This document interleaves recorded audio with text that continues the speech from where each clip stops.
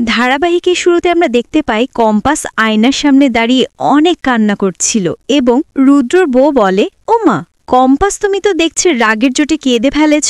পা বলে, মেয়ে, সামান্য চুলের জন্য কেউ কান্না করে নাকি? তখন কম্পাস বলে, আসলে ছোটবেলা থেকে আমি চুলের প্রতি তেমন ইন্টারেস্টেড নই। ছোটবেলায় আমাকে জোর করে চুল কেটে দিয়েছিল, সেই থেকে আমি কখনো আর চুল বড় করার সিদ্ধান্ত নেইনি। আর তখন থেকে আমার চুলে কেউ হাত দিলে আমার খুব রাগ হয়। কিছুক্ষণ পরে মুক্তি এসে বলে, তুমি তো দেখছি লোকের মুড নষ্ট করার জন্য খুবই এক্সপার্ট। তুমি কালকে রাতে কেন বিহানের ঘরে গিয়েছিলে? কাল না তোমাদের কাল রাত্রি ছিল, বিহানের ঘরে আগুন লেগেছিল, সেটা তুমি চিৎকার করে সবাইকে বললে না কেন? মুক্তির কথা শুনে কম্পাস বলে, আগুন এতটা ভদ্র না যে সবার কথা মতো চলে তারপর পোড়াবে। কম্পাস এটাও বলে যে আপনাদের বাড়ির ছেলে অজ্ঞান অবস্থায় পড়েছিল বিছানায়, আর আমি ওনার মুখে চাদর দিয়ে ঢেকে দিয়েছিলাম, তাছাড়া নিজেও মুখে টি শার্ট দিয়ে ঢেকে দিয়েছিলাম। আমরা কেউ কারো মুখ দেখিনি। পরক্ষণে মাহিন এসে বলে, আমার দাদাভাই তো তোমাকে মেনেই নেয়নি, তাহলে তোমার মুখ দেখবে কিভাবে? মাহিনের কথা শুনে কম্পাস বলে, তোমার আর তোমার ছোট দা ভাইয়ের আমাকে এখানে এসে থ্যাংক ইউ বলার কথা ছিল, সেটা না করে আমাকে ধমকাচ্ছ। কম্পাসের চিৎকার শুনে ঋতুজা এসে বলে, কি ব্যাপার, তুমি কার সাথে চিৎকার করছো? তখন কম্পাস বলে, আপনাদের বাড়ির মেয়ে আমার সাথে খারাপ ব্যবহার করছে। তখন ঋতুজা বলে, এখন এসব বাদ দাও, তোমাদের ভাত কাপড়ে অনুষ্ঠান শুরু করতে হবে। এরপর কম্পাস বলে, আমি কিন্তু বিয়ের এসব রিচুয়াল মানি না, তাছাড়া ছোটবেলা থেকে আমি আমার মেধা বিক্রি করে মায়ের দায়িত্ব নিয়েছি। কম্পাসের এমন কথা শুনে ঋতুজা বলে, আচ্ছা ঠিক আছে, তুমি বিহানের থেকে শুধু থালাটা নেবে, আর যা বলার তোমরা দুজনে ডিসাইড করে নিও। তাছাড়া তুমি তো আমার বিহানের দায়িত্ব নিয়েই নিয়েছো, আমার বিহানকে তুমি বাঁচিয়েছে। সবাই অনুষ্ঠানে চলে যাবার পর মাহিন বলে, ছোটদা ভাই যেহেতু ওই মেয়েটাকে মেনে নেয়নি, সেহেতু আমিও মেনে নেব না। ওই মেয়েটাকে কিছু দিয়ে আমি এই বাড়িতে টিকতে দেব না। আই প্রমিস, বাড়ি থেকে বের করার জন্য যা যা করা লাগবে আমি সবটা করব। অন্যদিকে আমরা দেখতে পাই ভাত কাপড়ের অনুষ্ঠানে বিহান এবং কম্পাসকে নিয়ে আসা হয় এবং ঋতুজা রুদ্রর বউকে বলে, বিহানের হাতে ভাত কাপড়ে থালাটা দাও। পরবর্তীতে রুদ্র বউ বিহানের হাতে ভাত কাপড়ে থালাটা দিলেই বিহান বলে, সবকিছু যেহেতু তোমাদের ইচ্ছা মতো রিচুয়াল পালন করা হচ্ছে, সেহেতু তোমরাই বলে দাও আমি এখন কি বলবো। তখন ঋতুজা বলে, আমি তোমাদের সেই পুরনো কথাগুলো বলতে বলবো না যে আমি তোমার ভাত কাপড়ের দায়িত্ব নিলাম। তাছাড়া এখন তোমরা দুজনেই সম্পূর্ণভাবে অ্যাডাল্ট, তাই তোমরা দুজনেই সিদ্ধান্ত নাও কে কি বলবে।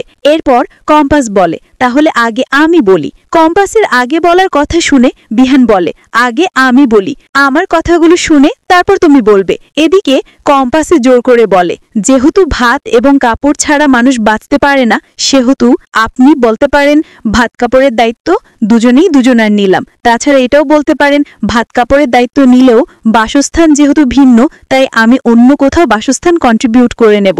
কন্ট্রিবিউটের কথা শুনে মুক্তি বলে, এসব কি হচ্ছে? আমাদের বাড়ির ছেলেকে যাতেই বলছে।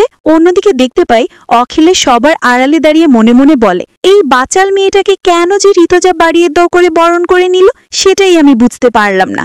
এত পরিমাণ বাচাল যা বলার বাহিরে। পরবর্তীতে বিহান কম্পাসের হাতে থালা দিতেই বিহান এবং কম্পাস একসাথে বলে ওঠে, দুজনেই দুজনের ভাত কাপড়ের দায়িত্ব নিলাম। এটা দেখে রুস্মিত এবং রুদ্রবউ অনেক হাসতে থাকে। পরের সিনে দেখানো হয় ভাত কাপড়ের অনুষ্ঠান শেষে সবাই সবার ঘরে চলে যায় এবং হসপিটাল থেকে কম্পাসকে নার্স ফোন করে বলে, কম্পাস, তোমার মা অনেক অসুস্থ, ইমার্জেন্সি ব্লাড লাগবে। যদি সময় মতো আমরা ব্লাড দিতে না পারি তাহলে তোমার মা হয়তো কোমায় চলে যেতে পারে, তাই তুমি যত তাড়াতাড়ি সম্ভব হসপিটালে এসে টাকা জমা দাও। টাকা জমা না পড়লে ডাক্তার চিকিৎসা শুরু করবে না। নার্স এটাও বলে যে আমি তোমাকে অনেকক্ষণ থেকে ফোন করছি কিন্তু ফোনে পাচ্ছি না। আমি অভিজ্ঞান দত্তকে ফোন করেছিলাম কিন্তু সে আমাকে ব্লক করে দিয়েছে। তখন কম্পাস নার্সকে বলে, আপনি আমাকে কথা দিয়েছিলেন আমার মায়ের কোনো ক্ষতি হবে না, আপনারা চেষ্টা করুন, আমি এখনই আসছি। এটা বলে কম্পাস ফোনটা রেখে ব্যাগ নিয়ে বের হতে চায়। তখনই রুদ্র বউ রুস্মিতা এবং বিহানের কাকিমা এসে কম্পাসকে বলে, এখন তুমি কোথাও যেতে পারবে না, এখন তোমাকে সুন্দর করে সাজানো হবে। সন্ধ্যায় তোমার রিসেপশন পার্টি আছে, তাছাড়া সবার সামনে তোমাকে পরিচয় করিয়ে দেবে তুমি নোবেল হিলটপ কলেজের ব্রিলিয়ান্ট স্টুডেন্ট বিহানের স্ত্রী। এদিকে কম্পাস খুব ছটপট করতে থাকে এবং কাকিমাকে বলে, আমার এখন এখান থেকে বের হতে হবে, আমার মার কাছে হসপিটালে পৌঁছাতে হবে। হসপিটালে টাকা জমা না দিলে মায়ের চিকিৎসা শুরু করবে না, মা খুব অসুস্থ।